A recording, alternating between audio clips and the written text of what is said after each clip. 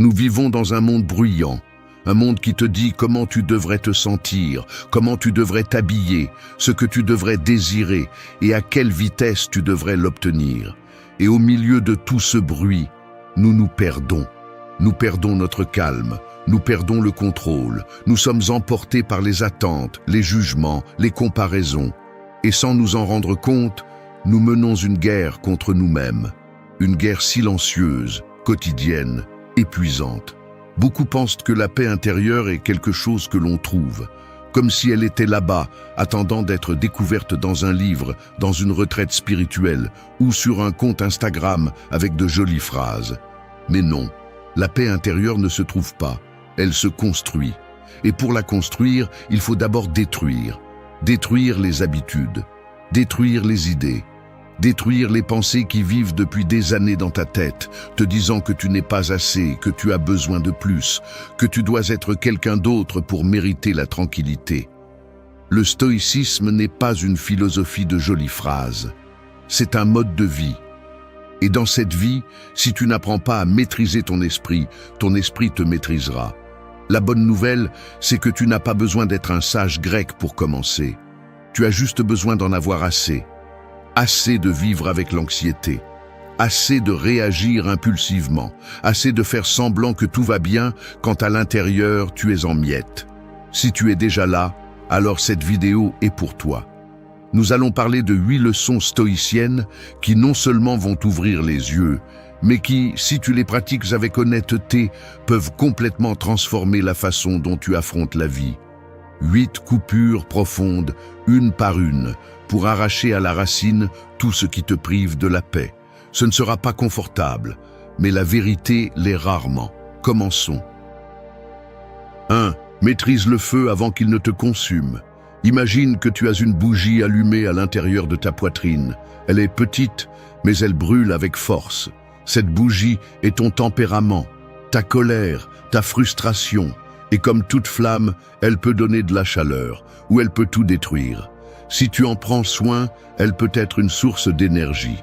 Mais si tu la négliges, si tu laisses le vent de la vie l'alimenter sans contrôle, elle te brûle de l'intérieur.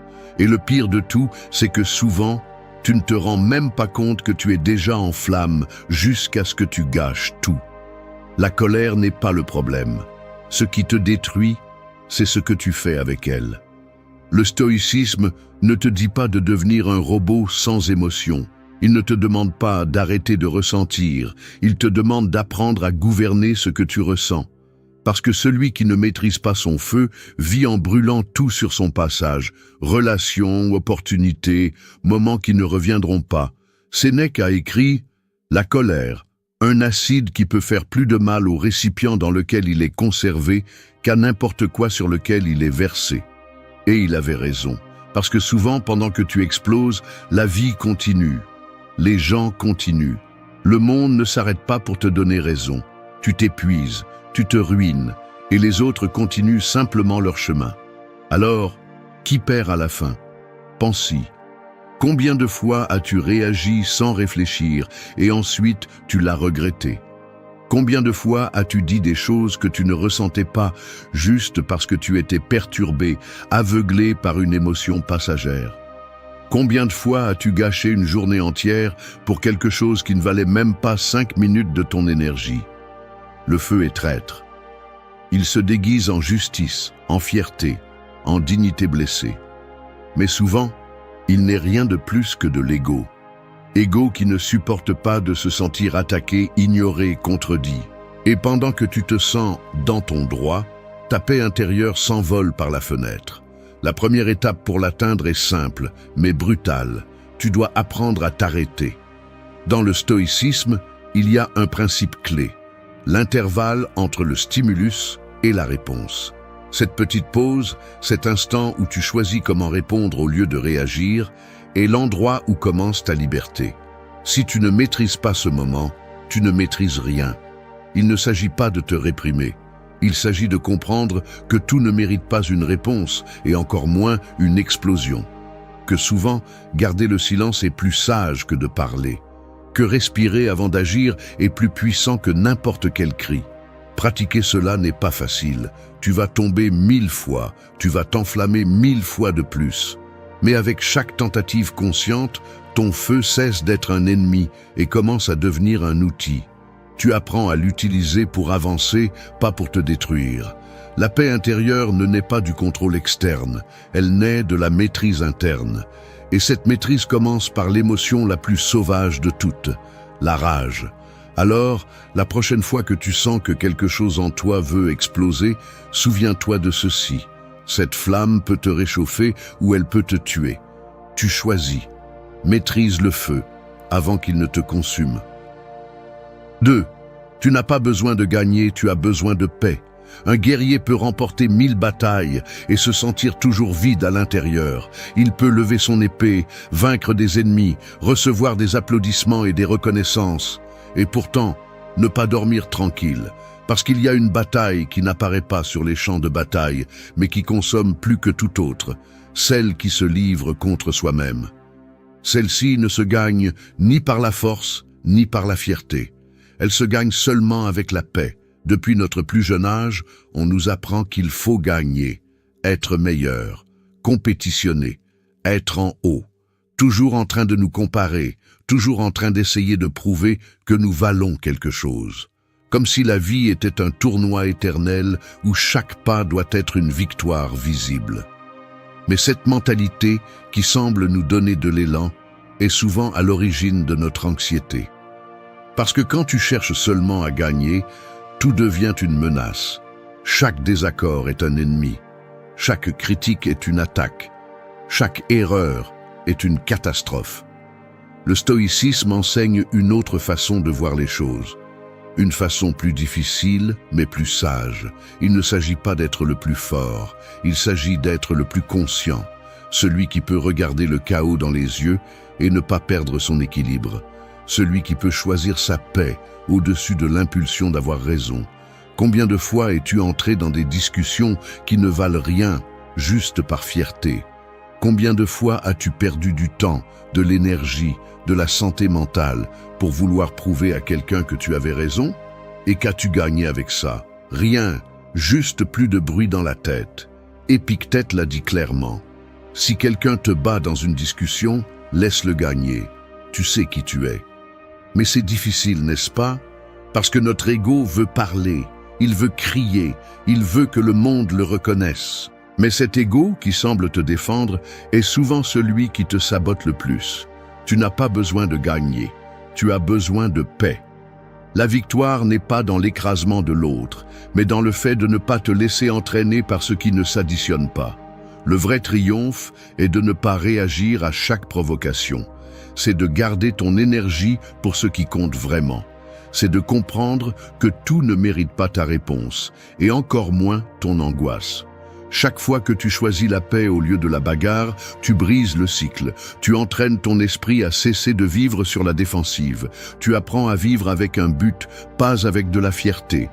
Parce que la fierté t'applaudit sur le moment, mais ensuite te laisse seul avec la fatigue. La paix, en revanche, peut ne pas faire de bruit, mais elle te soutient quand tout s'effondre. Et attention, cela ne signifie pas que tu te tais face à l'injustice ou que tu es soumis. Cela signifie que tu choisis tes batailles, que tu sais quand parler et quand te taire, quand agir et quand lâcher prise. Cela signifie que tu n'as plus besoin de battre quelqu'un pour te sentir bien avec toi-même. Pratiquer cela est un défi quotidien. Il y a des jours où tu voudras crier, tu voudras avoir le dernier mot.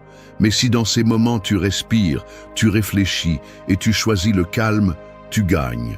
Tu bats le seul ennemi qui compte vraiment. Cet élan interne qui te pousse vers le conflit inutile. Alors, la prochaine fois que tu sens que tu vas exploser de fierté, souviens-toi de ceci. Il y a des batailles qui se gagnent en ne se battant pas. Tu n'as pas besoin de gagner, tu as besoin de paix. 3. Brise la chaîne invisible du « qu'en dira-t-on ». Il existe des prisons sans barreaux, sans cellules, sans gardiens. Et pourtant, elles maintiennent des millions de personnes captives à vie. L'une des plus courantes, des plus silencieuses et des plus destructrices est la prison du « qu'en dira-t-on ». Elle ne fait pas de bruit, elle n'est pas visible, mais elle est là. serrant le cou à chaque fois que tu fais quelque chose pour toi et non pour les autres. Tu vis conditionné, non pas parce que tu es, mais par comment tu veux être perçu. Avant de parler, tu réfléchis à comment cela sonnera. Avant de t'habiller, tu réfléchis à comment on te verra. Avant de décider, tu réfléchis à ce qu'on va dire. Et ainsi tu te perds. Lentement, tu deviens une version fabriquée, polie, contrôlée par les opinions des autres. Et le pire de tout, c'est que cette version ne sera jamais suffisante. Parce que quoi que tu fasses, il y aura toujours quelqu'un pour critiquer, quelqu'un pour pointer du doigt, quelqu'un pour parler. Marc Aurèle l'a dit sans détour. Tout ce que nous entendons est une opinion, pas un fait. Tout ce que nous voyons est une perspective, pas la vérité. Si tu bases ta valeur sur la perception des autres, tu n'auras jamais la paix. Parce que cette perception change avec le vent. Aujourd'hui, on t'applaudit, demain, on te juge. Aujourd'hui, on te soutient, demain, on t'abandonne. Si tu passes ta vie à essayer de plaire à tout le monde, tu finis par te trahir toi-même. Et cette trahison est lente. Elle ne se produit pas d'un coup. Elle commence par de petits renoncements, à ce que tu aimes, à ce que tu penses, à ce que tu ressens. Tu arrêtes de dire ce que tu penses par peur. Tu arrêtes de montrer qui tu es par insécurité. Tu arrêtes de vivre pour toi et tu commences à agir comme un reflet de ce que les autres attendent de voir. Et tout cela, à la fin, se transforme en anxiété, en frustration, en une vie qui te semble étrangère.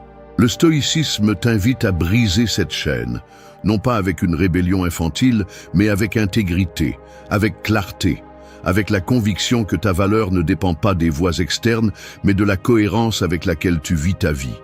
Il ne s'agit pas de devenir indifférent ou arrogant, il s'agit de retrouver ta liberté. Car la liberté n'est pas de faire ce que tu veux, c'est pouvoir être qui tu es sans peur, sans besoin de correspondre, sans avoir toujours à te justifier. Et cela nécessite du courage pour décevoir, du courage pour qu'on parle, du courage pour rester ferme quand le monde veut que tu te plies.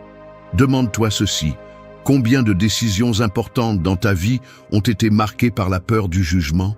Combien de fois as-tu renoncé à faire quelque chose que tu désirais simplement parce que quelqu'un pourrait te critiquer?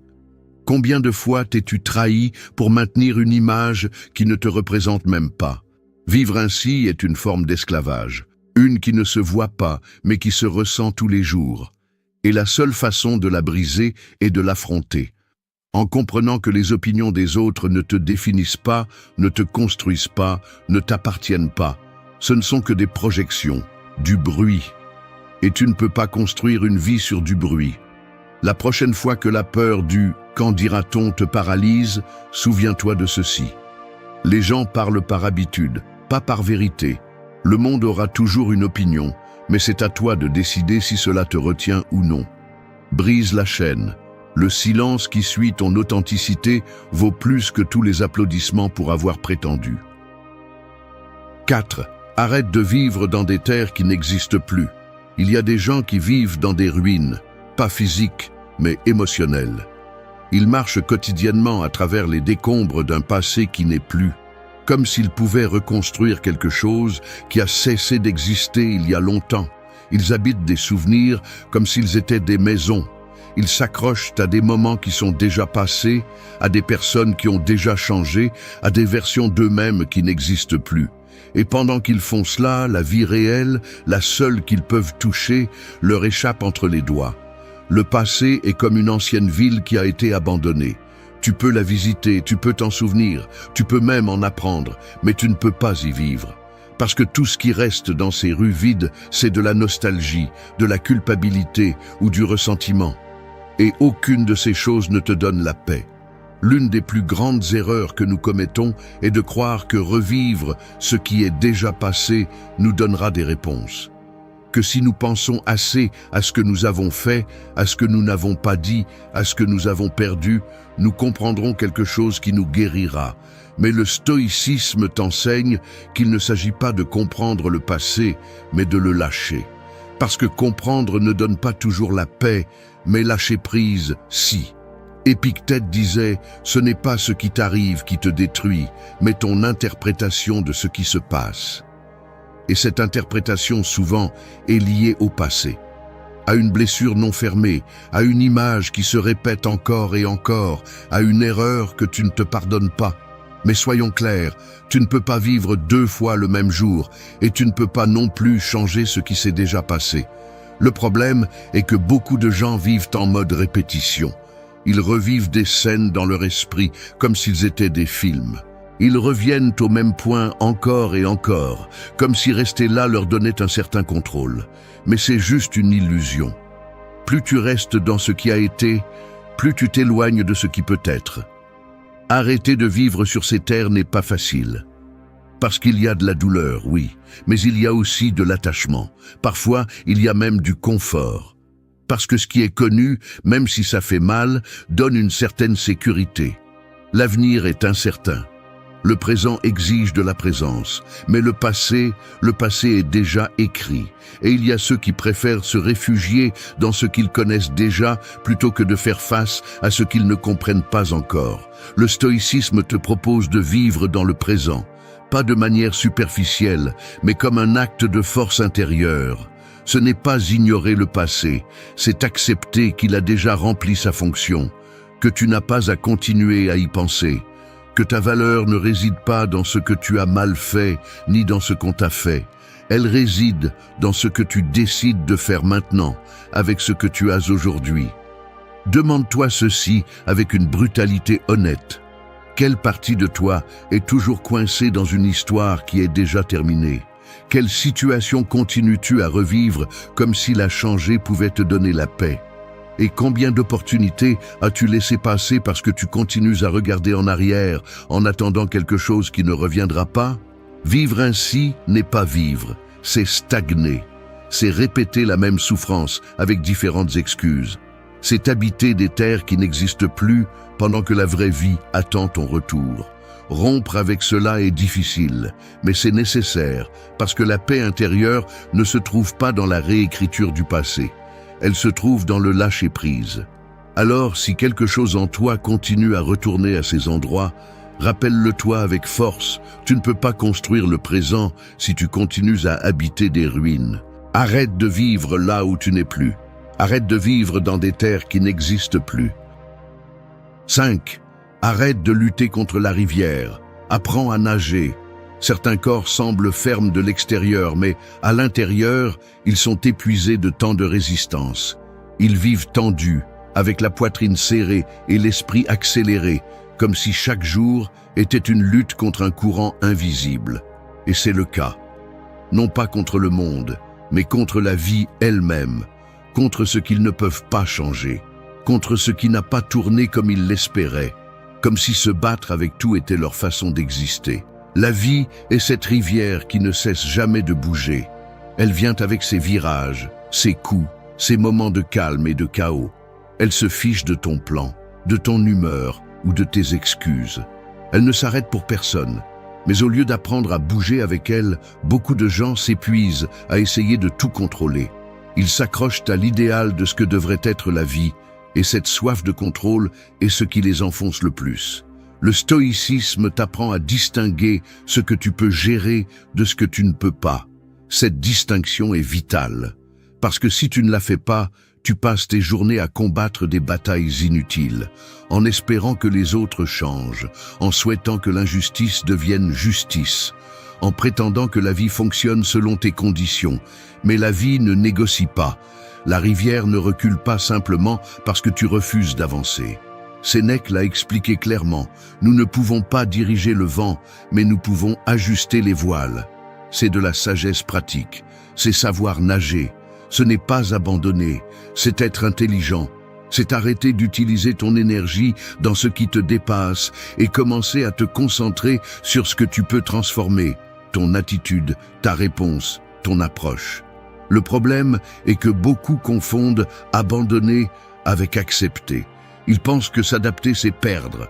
Mais ce n'est pas le cas. S'adapter, c'est reconnaître que tu n'as pas besoin de tout contrôler pour avoir la paix.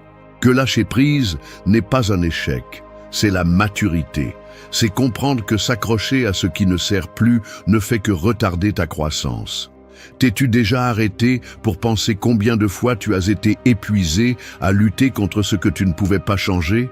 Combien de douleurs as-tu accumulé en refusant de couler, en insistant pour que les choses soient différentes? Combien d'opportunités as-tu perdues en te concentrant sur la résistance plutôt que sur l'avancement?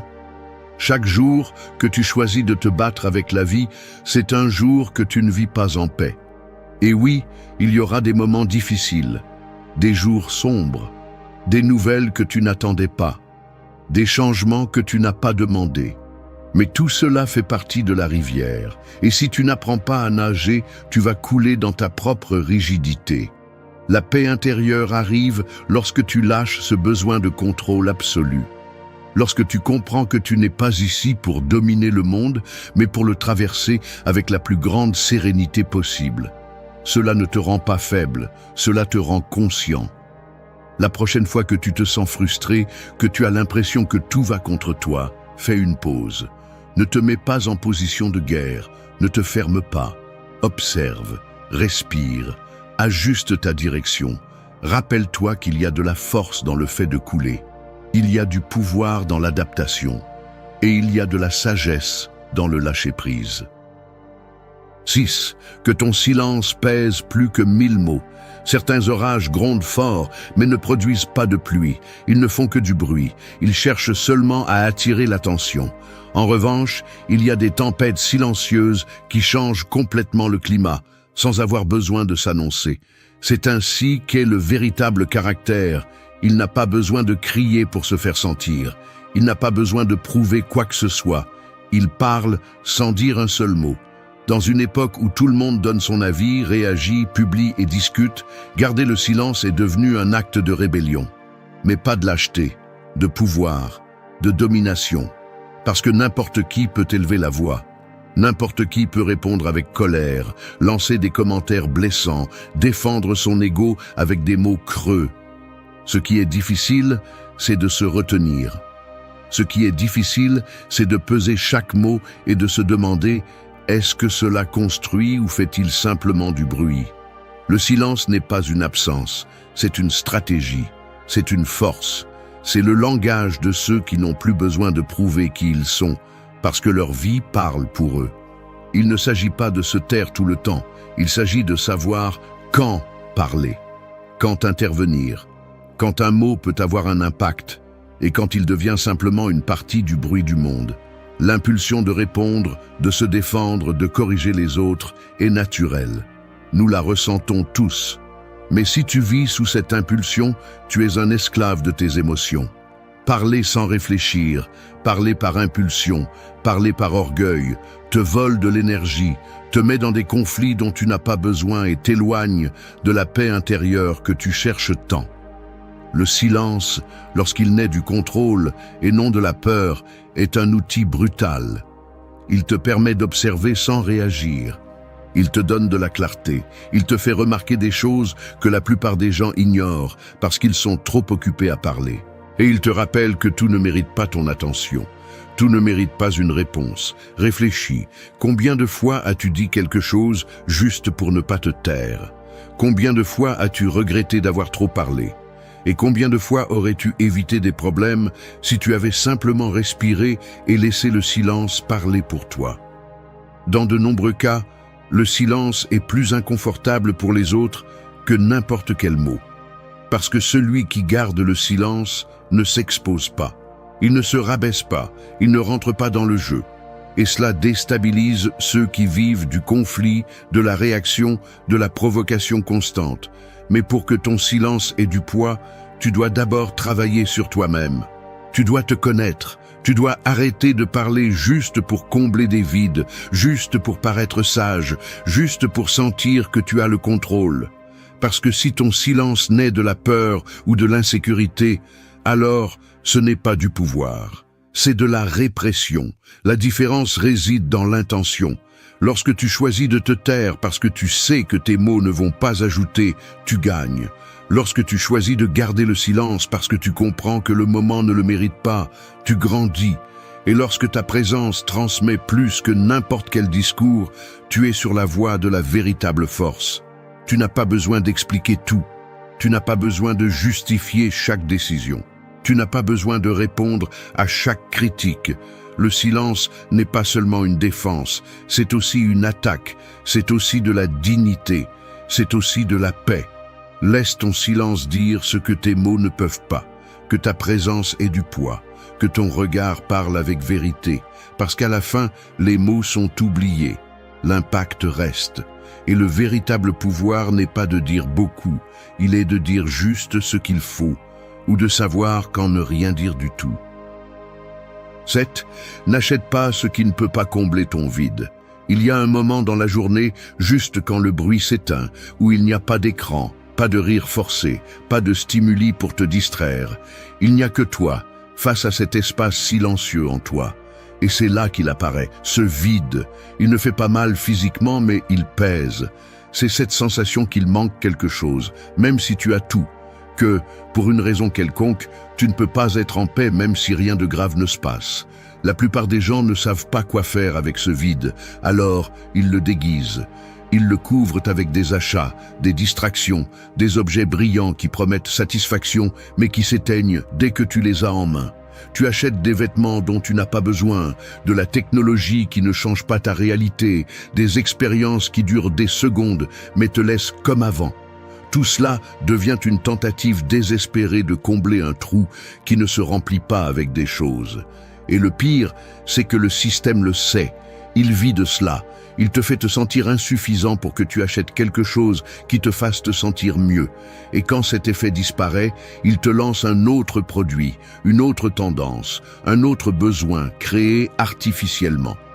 C'est un cycle infini qui consomme ton argent, ton attention et plus grave encore, ton temps.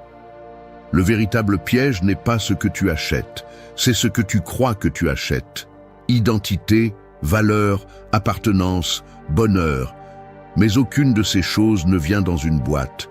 Le vide intérieur ne se comble pas avec des objets. Il faut y faire face, il faut le comprendre, il faut le guérir de l'intérieur, pas du panier d'achat. Le stoïcisme le rend clair. Ce dont tu as besoin pour bien vivre est déjà en toi. La tranquillité, la direction, la force. Mais si tu cherches à te compléter par l'extérieur, tu t'éloignes seulement de ton centre. Parce que plus tu dépends de quelque chose en dehors de toi pour te sentir bien, plus tu es faible, plus tu es exposé, plus tu es pris au piège. Combien de fois as-tu acheté quelque chose en pensant que cela te ferait te sentir mieux ? Et combien de temps cette sensation a-t-elle duré? Qu'est-ce qui est venu après? Plus de vide, plus de besoin, plus d'achat. Ce n'est pas une coïncidence, c'est une addiction émotionnelle déguisée en consommation moderne. C'est une fuite silencieuse. Et le plus dangereux, c'est que c'est normalisé, parce que tout le monde le fait. Tout le monde achète pour ne pas ressentir, pour ne pas penser, pour ne pas regarder à l'intérieur. Mais la paix intérieure ne s'achète pas. Il n'y a pas d'offre, pas de magasin, pas d'application qui puisse te la vendre. Elle se construit lorsque tu fais face à ta solitude sans peur, lorsque tu oses observer ce vide sans fuir, lorsque tu comprends que tu n'as pas besoin de plus, mais de moins. Moins de bruit, moins de distraction, moins de désir de paraître. Cela ne signifie pas que tu ne peux pas profiter des choses matérielles. Cela signifie que tu ne peux pas les utiliser comme un pansement émotionnel, parce que ce pansement se brise toujours, il tombe toujours, et alors tu es obligé de courir pour en chercher un autre. Il faut apprendre à être bien avec moins, à apprécier le silence, à embrasser le calme, à comprendre que plus tu vis simplement, plus tu laisses de place à ce qui est important. Alors, avant ton prochain achat impulsif, pose-toi une question inconfortable. Est-ce que je veux ça parce que j'en ai vraiment besoin ou parce que je veux échapper à quelque chose que je ne veux pas ressentir? N'achète pas ce qui ne peut pas te donner la paix. Ne poursuis pas ce qui ne peut pas te donner de direction. Parce qu'à la fin, le vide ne se comble pas avec des choses.